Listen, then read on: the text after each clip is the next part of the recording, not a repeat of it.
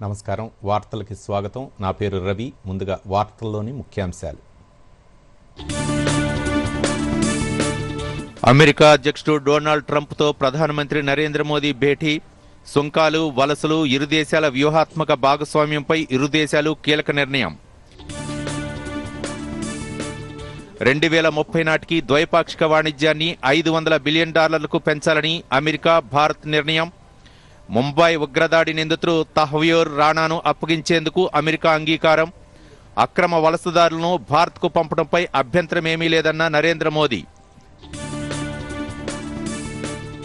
మోదీ ట్రంప్ల మధ్య చర్చలు ఫలప్రదమయ్యాయన్న విదేశాంగ కార్యదర్శి భారత్లో అణు రియాక్టర్ల నిర్మాణానికి అమెరికా సహకరిస్తుందని వెల్లడి విద్యార్థులు ఉద్యోగులు అనుమతికి న్యాయపరమైన చిక్కులు లేకుండా చూస్తామని అమెరికా తెలిపిందన్న విక్రమ్ మిస్త్రీ హైదరాబాద్లో మైక్రోసాఫ్ట్ నూతన క్యాంపస్ను ప్రారంభించిన ముఖ్యమంత్రి రేవంత్ రెడ్డి మైక్రోసాఫ్ట్ సహకారంతో 500 పాఠశాలల్లో ఏఐ ఆధారిత బోధనను ప్రారంభిస్తామన్న సీఎం ఏఐ కేంద్రం ఏర్పాటుపై గూగుల్తోనూ రాష్ట్ర ప్రభుత్వం ఒప్పందం ఏ రాష్ట్రం పట్ల కేంద్రం వివక్ష చూపటం లేదన్న ఆర్థిక శాఖ మంత్రి నిర్మలా సీతారామన్ విభజన తర్వాత తెలంగాణ అప్పుల్లో కూరుకుపోయిందంటూ రాజ్యసభలో వ్యాఖ్య మణిపూర్లో రాష్ట్రపతి పాలన నోటిఫికేషన్ విడుదల చేసిన కేంద్ర హోంశాఖ వివరాలు అమెరికా పర్యటనలో భాగంగా ఆ దేశ అధ్యక్షుడు డొనాల్డ్ ట్రంప్తో ప్రధానమంత్రి నరేంద్ర మోదీ భేటీ అయ్యారు భారత కాలమానం ప్రకారం ఇవాళ తెల్లవారుజామున 3 గంటల తర్వాత ఇరు దేశాల మధ్య ద్వైపాక్షిక చర్చలు ప్రారంభమయ్యాయి డొనాల్డ్ ట్రంప్ రెండోసారి అధ్యక్షుడిగా ఎన్నికైన తర్వాత మోదీ ఆయనతో భేటీ కావడం ఇదే తొలిసారి కాగా భారత విదేశాంగ శాఖ మంత్రి జయశంకర్ జాతీయ భద్రతా సలహాదారు అజిత్ దోవల్తో కలిసి వైట్ హౌస్కు చేరుకున్న మోదీకి అమెరికా అధ్యక్షుడు డొనాల్డ్ ట్రంప్ హృదయపూర్వక స్వాగతం పలికారు వెస్ట్ వింగ్ లాబీలో ఒకరినొకరు పలకరించుకుంటూ ఇద్దరు నాయకులు హృదయపూర్వకంగా ఆలింగనం చేసుకున్నారు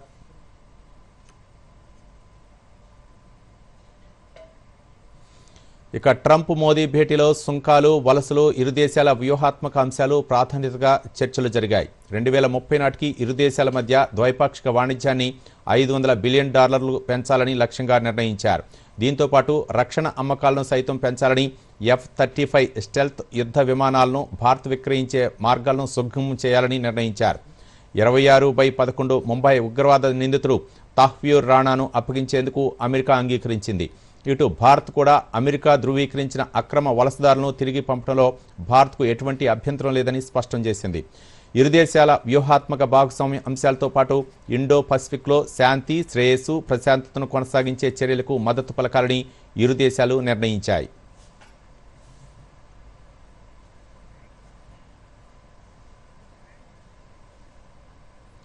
అమెరికాలోని వాషింగ్టన్ డీసీలోని శ్వేత సౌధంలో జరిగిన సమావేశం అనంతరం ఇరు దేశాల అధినేతలు మీడియాతో మాట్లాడారు 140 కోట్ల భారతీయుల తరపున ట్రంప్కు శుభాకాంక్షలు తెలిపిన మోదీ మరో 4 ఏళ్లు ట్రంప్తో కలిసి పనిచేయడం సంతోషంగా ఉందన్నారు భారత్ అమెరికా వ్యూహాత్మక భాగస్వామ్యాన్ని ముందుకు తీసుకెళ్తామన్నారు make America great again MAGA Trump ప్రాధాన్యత అంశం కాగా వికసిత్ భారత అభివృద్ధి మంత్రమన్నారు భారత పరిభాషలో చెప్పాలంటే make in India great again mega తమ ప్రభుత్వ లక్ష్యమని మోదీ అభివర్ణించారు ఈ రెండు అంటే మాగా మెగా కలిస్తే మెగా భాగస్వామ్యంగా మారుతుందని మోదీ పేర్కొన్నారు అమెరికా ప్రయోజనాల కోసం ట్రంప్ పనిచేస్తుండటం సంతోషంగా ఉందన్న మోదీ భారత ప్రయోజనాల కోసమే తాము పనిచేస్తున్నట్లు చెప్పారు ఉక్రెయిన్ రష్యాల సంక్షోభం ముగియడానికి ట్రంప్ కృషి చేస్తున్నారని ఓ ప్రశ్నకు సమాధానంగా చెప్పారు రష్యా ఉక్రెయిన్ సంక్షోభం విషయంలో భారత్ తటస్థంగా లేదని శాంతి స్థాపన వైపే ఉందని మోదీ సుస్పష్టం చేశారు ఇది యుద్ధకాలం కాదని పుతిన్తో పాటు జెలెన్స్కీకి గతంలోనే సుస్పష్టం చేసినట్లు మోదీ గుర్తు చేశారు యుద్ధభూమిపై పరిష్కారాలు వెతుక్కోకుండా చర్చలకు వెళ్లాలని సూచించినట్లు మోదీ గుర్తు చేశారు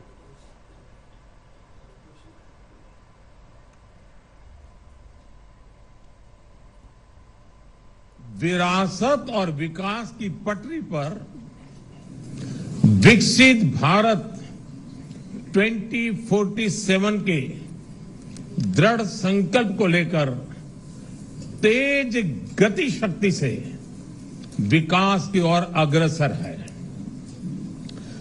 अमेरिका की भाषा में कहूं तो विकसित भारत का मतलब मेक इंडिया ग्रेट अगेन यानी मीगा। जब अमेरिका और भारत साथ मिलकर काम करते हैं यानी मागा। मागा प्लस मीगा तब बन जाता है mega partnership for prosperity. Bharat అమెరికాల మధ్య త్వరలో కొన్ని వాణిజ్య ఒప్పందాలు ఉంటాయని అమెరికా అధ్యక్షుడు డొనాల్డ్ ట్రంప్ ప్రకటించారు. మోదీతో తనకు మంచి స్నేహం ఉందని, ఇరు దేశాల మధ్య సంబంధాలను మరో 4 ఏళ్లు కొనసాగిస్తామన్నారు. భారత్కు రక్షణ ఉత్పత్తుల విక్రయాలను పెంచుతామని ప్రకటించారు. ప్రపంచంలో ఏ దేశానికి లేని విధంగా అమెరికాకు ఆయిల్, గ్యాస్ వనరులు అందుబాటులో ఉన్నాయని, అవి భారత్కు ఎంతో అవసరమైన వనరులని, సౌర అణు శక్తి విషయంలో కలిసి పనిచేస్తామన్నారు. దేశాలుగా భారత్, అమెరికా కలిసి ఉండటం చాలా ముఖ్యమన్న ట్రంప్, మేము ఎవరికీ వ్యతిరేకం కాదని, ఎవరిని ఓడించాలనుకోవట్లేదని స్పష్టం చేశారు. బంగ్లాదేశ్ సంక్షోభంలో అమెరికా ప్రమేయం లేదని స్పష్టం చేస్తూ అక్కడి అస్థిరతను పరిష్కరించే విషయాన్ని భారత్కే వదిలివేస్తున్నట్లు ట్రంప్ చెప్పారు. We'll be working together like never before to confront the threat of radical Islamic terrorism, a threat all over the world, actually. Today, I'm pleased to announce that my administration has approved the extradition of one of the plotters and one of the very evil people of the world, and having to do with the horrific 2008 Mumbai terrorist attack, to face justice in India. So he's going to be going back to India to face justice. America అధ్యక్షుడు Donald ట్రంప్తో ప్రధానమంత్రి నరేంద్ర మోదీ భేటీ ఫలప్రదమైందని విదేశాంగ కార్యదర్శి విక్రమ్ మిశ్రీ తెలిపారు. ఇరు దేశాల మధ్య వాణిజ్య ఒప్పందాలను $500 బిలియన్ పెంచాలని నిర్ణయించినట్లు చెప్పారు. దీంతో పాటు రక్షణ విక్రయాలకు సంబంధించి కూడా కీలక ఒప్పందాలు కుదిరాయన్నారు. పౌర అణుశక్తితో పాటు భారత్లో అణు రియాక్టర్ల నిర్మాణానికి అమెరికా సహకరిస్తుందన్నారు. ఉన్నత విద్యా సంస్థలో విద్యార్థులను ఉద్యోగాల కోసం అమెరికాకు వచ్చే భారతీయుల విషయంలో ఎదురయ్యే సమస్యలకు న్యాయ పరిష్కారం లభించేలా ఇరు దేశాల అధినేతలు చర్చించారన్నారు. రాబోయే 7-8 నెలల్లో వాణిజ్య ఒప్పందాలు కార్యరూపం దాలుస్తాయని మిశ్రీ ఆశాభావం వ్యక్తం చేశారు. బంగ్లాదేశ్ అస్థిరతలో అమెరికా ప్రమేయం లేదని ట్రంప్ చెప్పినట్లు తెలిపారు. బంగ్లా సమస్య పరిష్కారాన్ని భారత్కే వదిలివేస్తున్నట్లు ట్రంప్ సుస్పష్టం చేశారని అన్నారు. Arrived in Washington, D.C. yesterday evening. He was hosted at Blair House, and he had a number of engagements on arrival yesterday. Discussions covered a lot of ground. The entire gamut of the relationship, ranging from strategic and security cooperation, defense, trade and economic engagement, technology, energy security and people-to-people linkages, as well as regional and global issues of concern were dealt with. There is a joint statement that has been issued. I think it's not yet available online, so let me take you through some of the key aspects of the joint statement, but I would urge you to go through the joint statement in some detail because it's a really rich and substantive statement. America పర్యటనలో భాగంగా ప్రధాని Narendra Modi Tesla CEO Elon మస్క్తో భేటీ అయ్యారు. Modi bus చేసిన ప్రఖ్యాత Blair హౌస్కు Musk గురువారం తన 3 పిల్లలతో కలిసి వచ్చారు. ప్రధానితో సమావేశంలో ఆత్మీయంగా మాట్లాడారు. ఈ భేటీ గురించి ప్రధాని నరేంద్ర మోదీ ఎక్స్ వేదికగా తెలిపారు. అంతరిక్షం, సాంకేతికత, నవకల్పనలు సహా పలు అంశాలపై మస్క్తో చర్చించినట్లు పేర్కొన్నారు. కనిష్ట ప్రభుత్వం, గరిష్ట పాలన కోసం భారత్ చేస్తున్న ప్రయత్నాలు, తీసుకొస్తున్న సంస్కరణలు ఆయనకు వివరించినట్లు చెప్పారు.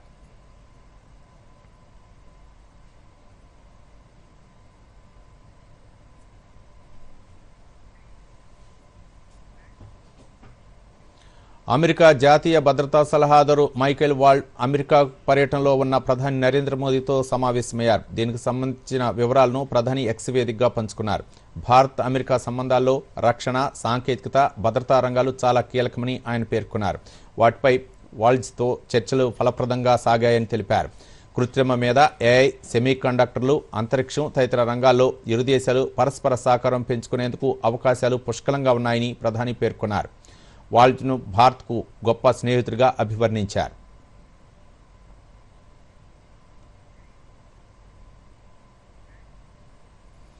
అమెరికా పర్యటనలో భాగంగా ప్రధాని నరేంద్ర మోదీ భారత సంతతికి చెందిన రిపబ్లికన్ పార్టీ నేత ప్రముఖ పారిశ్రామికవేత్త వివేక్ రామస్వామితో సమావేశమయ్యారు. మోదీ బస చేసిన బ్లేయర్ హౌస్లో ఇరువురు భేటీ అయ్యారు. కాగా ఈ సమావేశంలో ఇరు నేతలు భారత్ అమెరికా సంబంధాలు, ఆవిష్కర్తలు, బయోటెక్నాలజీ, ఇతర విషయాలపై చర్చించారు.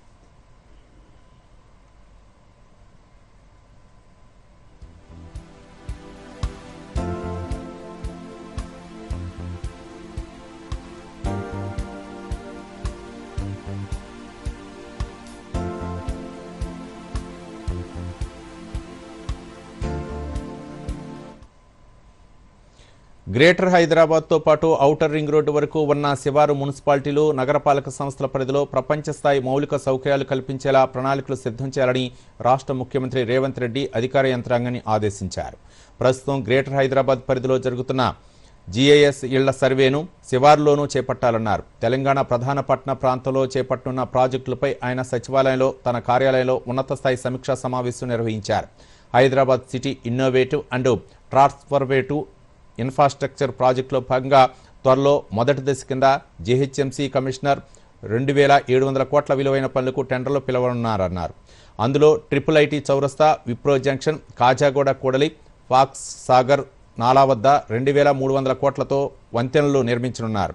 జూబ్లీహిల్స్, మియాపూర్, గచ్చిబౌలి, పాతబస్తీలో చేపట్టబోతున్న 400 కోట్ల రోడ్డు విస్తరణ పనులను కూడా సీఎం సమీక్షించారు. కేబీఆర్ పార్క్ చుట్టూ 6 కూడల్లో 1,200 కోట్లతో చేపట్టాల్సిన వంతెనల నిర్మాణానికి టెండర్లు పిలవాలని సీఎం సూచించారు.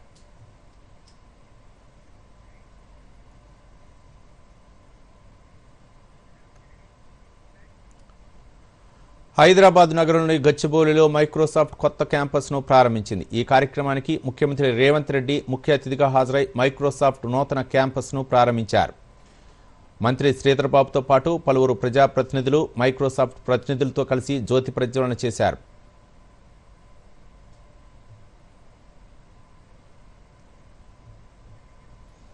ఈ సందర్భంగా సీఎం రేవంత్ రెడ్డి మాట్లాడుతూ హైదరాబాద్తో మైక్రోసాఫ్ట్ సంస్థకు సుదీర్ఘ అనుభవం ఉందన్నారు. భవిష్యత్ అంతా ఆర్టిఫిషియల్ ఇంటెలిజెన్స్ ఇదేనని సీఎం పేర్కొన్నారు.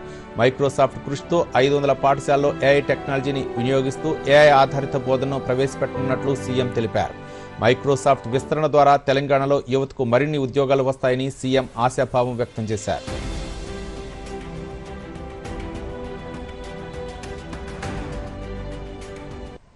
I'm happy to share that this new facility and expansion by Microsoft will generate thousands of high-value jobs, empowering our youth. AI is the future. Microsoft and State Government of Telangana are now partners to launch Advantage Telangana, which includes AI Foundations Academy. With this partnership, Telangana and Microsoft will introduce AI education to 500 government schools and also use AI for governance and public services. This investment will also strengthen our startup ecosystem and give access to mentorship, AI tools and global network. ఇప్పుడు ప్రకటనలు.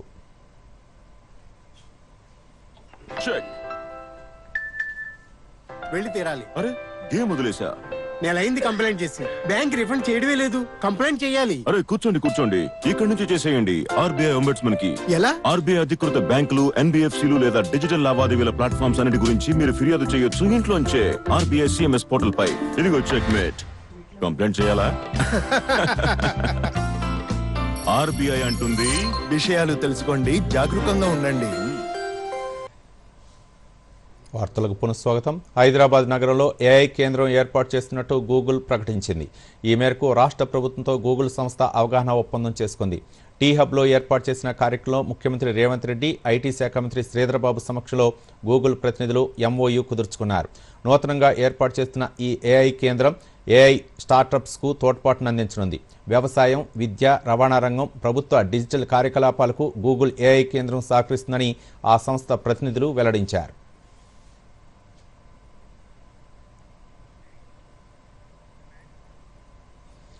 కృష్ణా జలాల విషయంలో తెలంగాణ హక్కులను రక్షించేందుకు కాంగ్రెస్ ప్రభుత్వం కట్టుబడి ఉందని నీటిపారుదల శాఖ మంత్రి ఉత్తమ్ కుమార్ రెడ్డి తెలిపారు.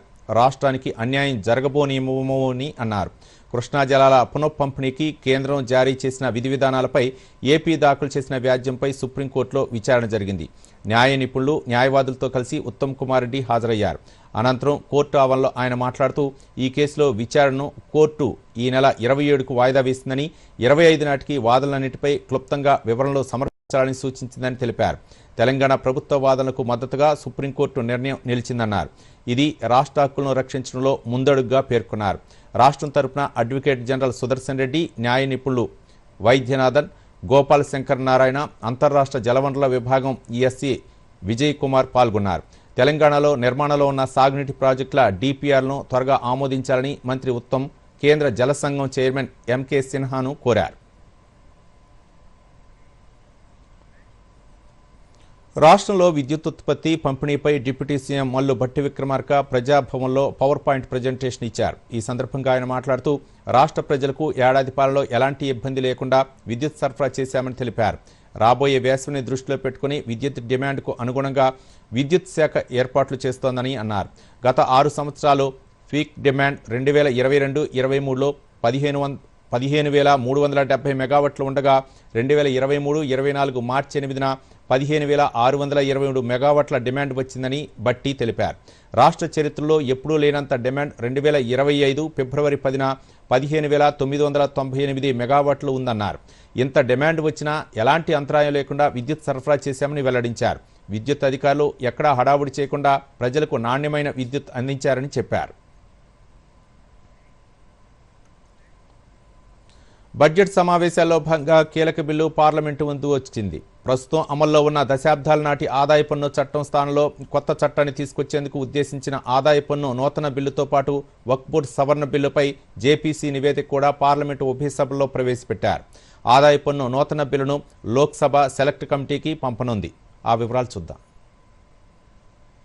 పార్లమెంట్ బడ్జెట్ సమావేశాల్లో భాగంగా నూతన ఆదాయపు బిల్లును ఈరోజు పార్లమెంట్లో ప్రవేశపెట్టారు. ప్రస్తుతం అమల్లో ఉన్న దశాబ్దాల నాటి ఆదాయపు పన్ను చట్టం స్థానంలో కొత్త చట్టాన్ని తీసుకురానున్నట్లు బడ్జెట్ ప్రవేశపెట్టిన సందర్భంగా ప్రకటించిన కేంద్ర ఆర్థిక మంత్రి నిర్మలా సీతారామన్ ఆదాయపు పన్ను నూతన బిల్లును పార్లమెంటు ముందుకు తెచ్చారు. కేంద్ర ఆర్థిక మంత్రి నిర్మలా సీతారామన్ ఆదాయపు పన్ను నూతన బిల్లును లోక్సభలో ప్రవేశపెట్టారు. తమ డిమాండ్లను పక్కన పెట్టి ఐటీ బిల్లును సభలో ప్రవేశపెట్టడంపై నిరసన వ్యక్తం చేస్తూ విపక్షాలు సభ నుంచి వాకౌట్ చేశాయి. విపక్షాల వాకౌట్ తర్వాత కాసేపటికే లోక్సభను మార్చి 10వ తేదీకి వాయిదా వేస్తున్నట్లు స్పీకర్ ఓం బిర్లా ప్రకటించారు. माननीय सदस्यगण, आज बजट सत्र के प्रथम चरण का आखिरी दिन है. आप सबके सहयोग से इस सत्र में हमारी प्रोडक्टिविटी लगभग 112% रही है. मुझे आशा है आगे भी आपका इसी तरीके से सहयोग मिलता रहेगा. सभा की कार्रवाई सोमवार दिनांक 10 मार्च को प्राप्त 11 बजे तक के लिए स्थगित की जाती है. 1961లో రూపొందించిన ఆదాయపు పన్ను చట్టానికి 66 బడ్జెట్లు ప్రవేశపెట్టిన సందర్భంగా ఎన్నో సవరణలు జరిగాయి. దీంతో ఐటీ చట్టం సంక్లిష్టంగా తయారైంది. పన్ను చెల్లింపుదారులకు వ్యయాలు పెరిగాయి. దీంతో ఈ చట్టాన్ని సమీక్షించి సరళతరం చేస్తామని 2024 జులై బడ్జెట్లో ప్రభుత్వం ప్రకటించింది. ఆ మేరకు ఇప్పుడు బిల్లును రూపొందించారు. ఈ చట్టాన్ని సమీక్షించడానికి కేంద్ర ప్రత్యక్ష పన్నుల మండలి ఒక అంతర్గత కమిటీని ఏర్పాటు చేసింది. చట్ట సమీక్షకు 22 ప్రత్యేక సబ్ కమిటీలను ఏర్పాటు చేశారు. మొత్తం మీద కొత్త చట్టం సమీక్ష నిమిత్తం 6,500 సలహాలను ఆదాయ పన్ను విభాగం అందుకుంది. వీటన్నిటినీ పరిగణలోకి తీసుకుని కొత్త బిల్లు తీసుకొచ్చారు. దీన్ని లోక్సభలో ప్రవేశపెట్టిన నేపథ్యంలో బిల్లును లోక్సభ సెలెక్ట్ కమిటీకి పంపనున్నారు. Bureau report, Doordarshan news. ఇప్పుడు ప్రకటనలు.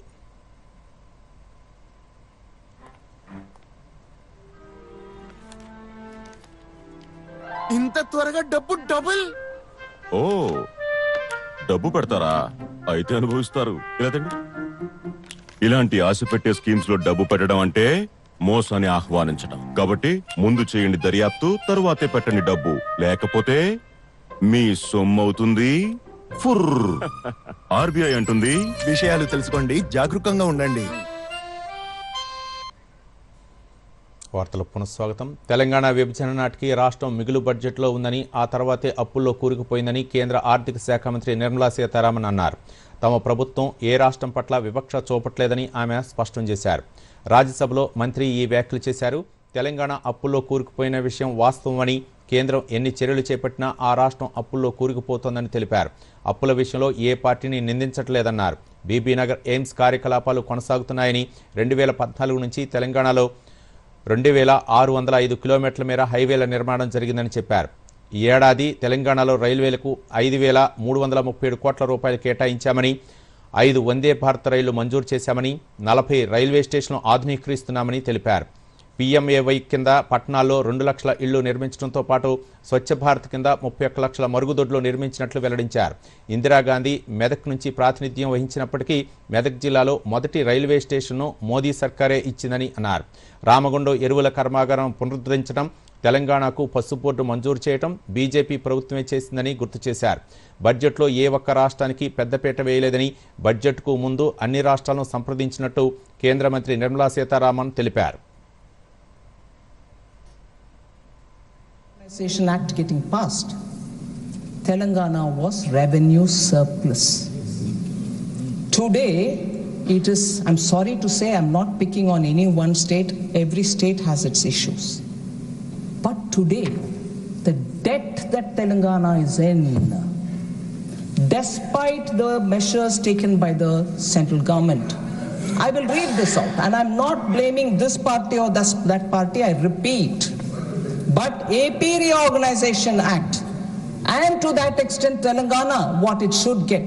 I mentioned about Kakatiya Mega Textile Park, Zahirabad as a corridor nodal point, then Sammakka Saraka Central Tribal University, part of the Reorganization Act.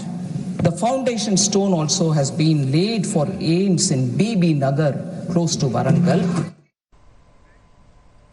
రాష్ట్రంలో ఈ రోజు నుంచి 24 గంటల ఆన్లైన్ ఇసుక బుకింగ్ సౌకర్యం అందుబాటులో ఉంటుందని గనుల శాఖ ముఖ్య కార్యదర్శి శ్రీధర్ తెలిపారు.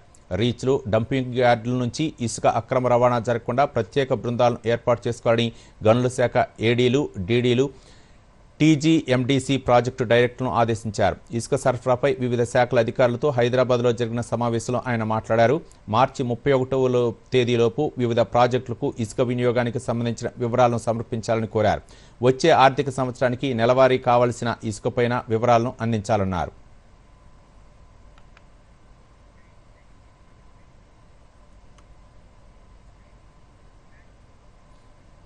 పార్లమెంట్ బడ్జెట్ సమావేశాల్లో భాగంగా వక్ఫ్ బోర్డు సవరణ బిల్లుపై జేపీసీ రూపొందించిన నివేదిక కూడా పార్లమెంటు ముందుకు వచ్చింది. నివేదికపై విపక్షాలు తీవ్ర అభ్యంతరం వ్యక్తం చేయడంతో ఉభయ సభలో గందరగోళ పరిస్థితి నెలకొంది. దీంతో ఉభయ సభలు పలుమార్లు వాయిదా పడ్డాయి. చివరికి విపక్షాల ఆందోళన మధ్య వక్ఫ్ సవరణ బిల్లును రాజ్యసభ ఆమోదించింది. ఆ వివరాలు చూద్దాం. వక్ఫ్ సవరణ బిల్లుపై పార్లమెంటు సంయుక్త కమిటీ రూపొందించిన నివేదికను కేంద్ర ప్రభుత్వం రాజ్యసభలో ప్రవేశపెట్టింది. జేపీసీకి చైర్మన్ గా వ్యవహరించిన Jagdambika Paul, BJP MP Sanjay తదితరులు ముసాయిదా బిల్లుపై తమ నివేదికను హిందీ, ఇంగ్లీష్ భాషల్లో సభ ముందుకు తెచ్చారు. బిల్లుపై నివేదికను రాజ్యసభ ఎంపీ మేధా కులకర్ణి సభలో ప్రవేశపెట్టారు.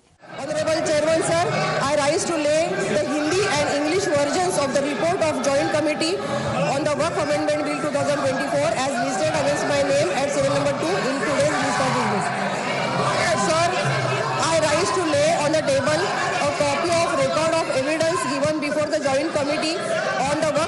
Bill 2024 as listed against my name at serial number 3 in today's list of business. వక్ఫ్ సవరణ బిల్లుపై జేపీసీ నివేదికను సభలో ప్రవేశపెట్టిన సందర్భంగా గందరగోళం నెలకొంది. నివేదికపై విపక్ష పార్టీలకు చెందిన ఎంపీలు తీవ్ర నిరసన తెలిపారు. వక్ఫ్ బోర్డుల్లో ముస్లిమేతరులను నియమించడంపై విపక్షాలు తీవ్ర అభ్యంతరం వ్యక్తం చేశాయి. మత వ్యవహారాలను ఆచరించడంలో రాజ్యాంగంలోని ఆర్టికల్ 26 కింద పౌరులకు లభించిన స్వేచ్ఛకు జేపీసీ నివేదిక విరుద్ధమని ఆరోపించారు. హిందువుల దేవాదాయ, ధర్మాదాయ పరిషత్తులు, సిక్కుల బోర్డులు, క్రైస్తవుల బోర్డుల్లో ఆయా మతాల వారు తప్పిస్తే వేరే మతాల వారు లేనప్పుడు ముస్లింల విషయంలోనే అలా చేయాలనుకోవటం ఏంటని విపక్ష నేత మల్లికార్జున ఖర్గే ప్రశ్నించారు.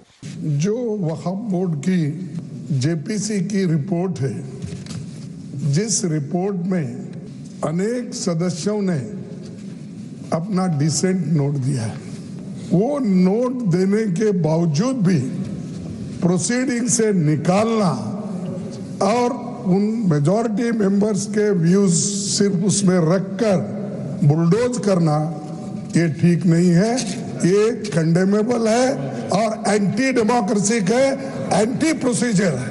సభా కార్యకలాపాలకు పదే పదే అంతరాయం కలగడంతో రాజ్యసభ చైర్మన్ జగదీప్ ధన్కర్ సభను సజావుగా నడవనివ్వాలని సభ్యులను కోరారు. అయినప్పటికీ సభ్యులు తమ ఆందోళన కొనసాగించడంతో పలుమార్లు సభను వాయిదా వేశారు. సభ ప్రారంభమైన తర్వాత పార్లమెంటరీ వ్యవహారాల శాఖ మంత్రి కిరణ్ రిజిజు మాట్లాడుతూ విపక్షాలు ఆరోపిస్తున్నట్లుగా నివేదిక నుంచి ఎలాంటి తొలగింపులు జరగలేదని స్పష్టం చేశారు. కేంద్ర ఆరోగ్య శాఖ మంత్రి జేపీ నడ్డా మాట్లాడుతూ వక్ఫ్ సవరణ బిల్లు 2024పై ప్రతిపక్షాలు బాధ్యతారహితంగా వ్యవహరిస్తున్నాయని విమర్శించారు. मैंने कैटेगोरिकली ये बात को बताया कि जब जेपीसी का रिपोर्ट टेबल हुआ तो यहाँ हमारे कुछ सदस्यों ने इसको कुछ ऑब्जेक्शन किया कि कुछ पार्ट साइड काट दिया गया ऐसे करके. मैं ये कहना चाहता हूँ, मैंने बाहर में कंफर्म किया, चेयरमैन साहब से भी मैंने अभी भी कंफर्म किया, सेक्रेटरिएट से रूल के मुताबिक जेपीसी रिपोर्ट पूरा का पूरा प्लस एनेक्सर को भी कोई बिना संशोधन के काटा काटी नहीं करके टेबल किया गया है. కేంద్ర న్యాయశాఖ మంత్రి వివరణ తర్వాత కూడా విపక్షాలు ఆందోళన కొనసాగించాయి. ముస్లింలకు రాజ్యాంగపరంగా ఉన్న హక్కులను హరించేందుకే చట్ట సవరణ తీసుకొస్తున్నారంటూ నినాదాలు చేశారు. విపక్ష సభ్యుల ఆందోళన మధ్య వక్ఫ్ సవరణ బిల్లును పరిశీలించడానికి ఏర్పాటైన సంయుక్త పార్లమెంటరీ కమిటీ తమ నివేదికను 15-11 ఓట్ల మెజార్టీతో ఆమోదించింది. దీంతో వక్ఫ్ సవరణ బిల్లుకు రాజ్యసభ ఆమోదం లభించినట్లు రాజ్యసభ చైర్మన్ జగదీప్ ధన్కర్ ప్రకటించారు. Bureau report, Doordarshan news.